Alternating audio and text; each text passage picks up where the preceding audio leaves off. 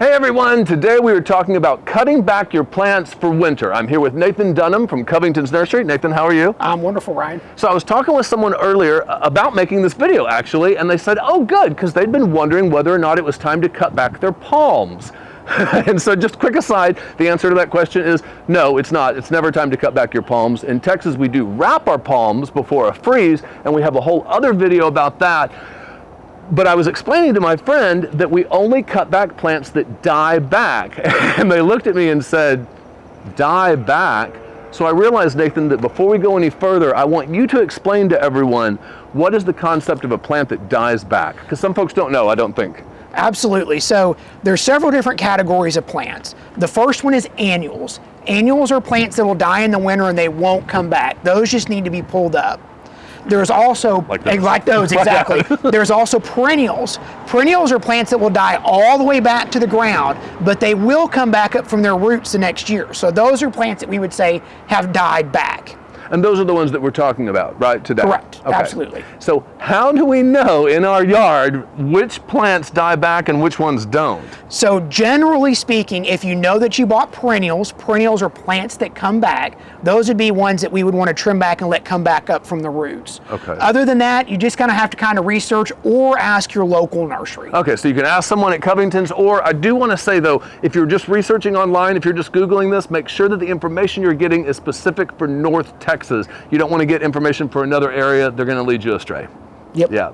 Nathan, I see you're about to start on this grass. I do have a quick question though. What would happen if we didn't do this, if we just left this unattended and didn't cut it back? So that's a great question. So the plant wouldn't die if you didn't cut it back. Okay. The problem is that the brown grass and the green grass would all be mixed up together and the plant just wouldn't look as good as it could. And then in the spring, it would be almost impossible to cut just the dead parts, right? It truly would. It truly would. Okay, so I'll let you do it. So to cut back grasses, I always recommend wearing gloves because grasses will cut your hands just like a paper cut. And for a small grass like this, I'm just going to use my trusty Corona pruning shear.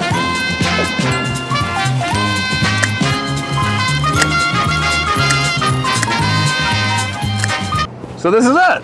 That's it, yep. Your decision to use those small pruning shears rather than big loppers really allowed you to make quick work of this. Yeah, the problem with the big head shears is the grass will just bend and it'll fold over in them. It just doesn't give as clean or as fast as a cut as you're able to get right at the quick there with those. Yep. My question here is, now that you've done this, do we still have to cover this guy?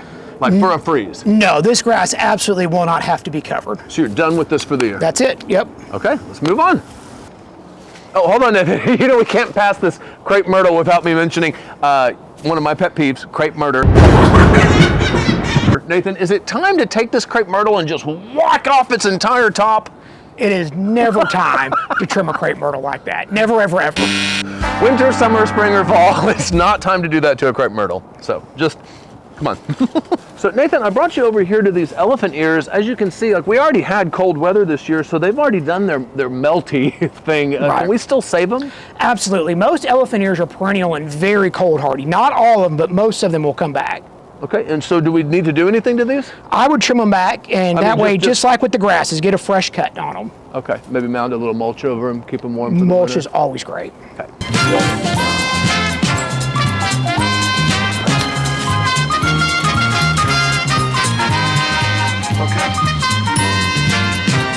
So doing the grasses and that elephant ear, that was super easy because we just cut them to the quick. But now that we are over here in a rose garden, I'm guessing things might be a little more complicated.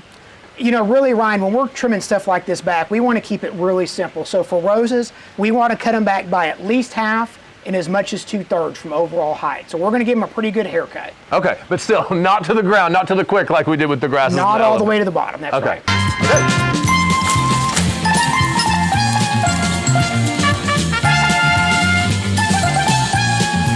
Nathan, you have done an amazing job, so consistent.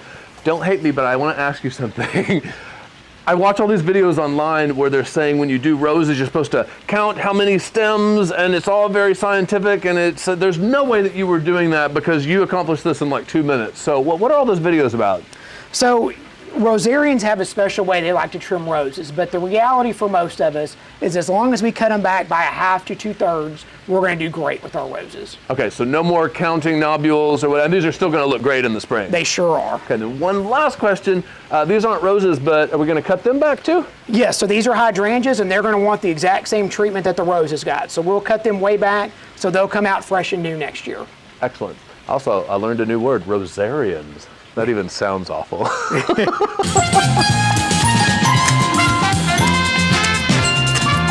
So Nathan, I wanted to end this episode by having you show us how to cut back some perennials. Now you have brought us to a perennial that's the size of an enormous bush. Not everyone's perennials might be this big, is what I'm saying, but I think that the process is going to be the same. Yeah, so this is Mystic Spire Salvia, which is actually my favorite perennial. And like most perennials, everything good is going to come back up from the root. So we're going to cut this guy down to just a nub and let him start all the way over next spring. Okay, that's kind of exciting.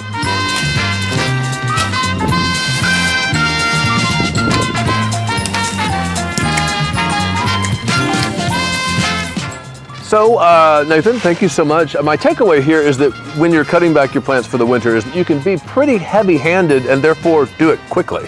Yes, yeah, you right? sure can. And so before we go, though, one last thing is, what is the ideal time of year that I'd want to start on a project like this? So you can really do it any time the plants die back, but what's really important is you need to do it before the next year's new spring growth comes in. So I would say by February 15th, you want to have all of this done. Up. You got it. Okay, and if you have any questions as to whether something dies back or not, we'd love to help you out at Covington's. Call us or just come up and see us.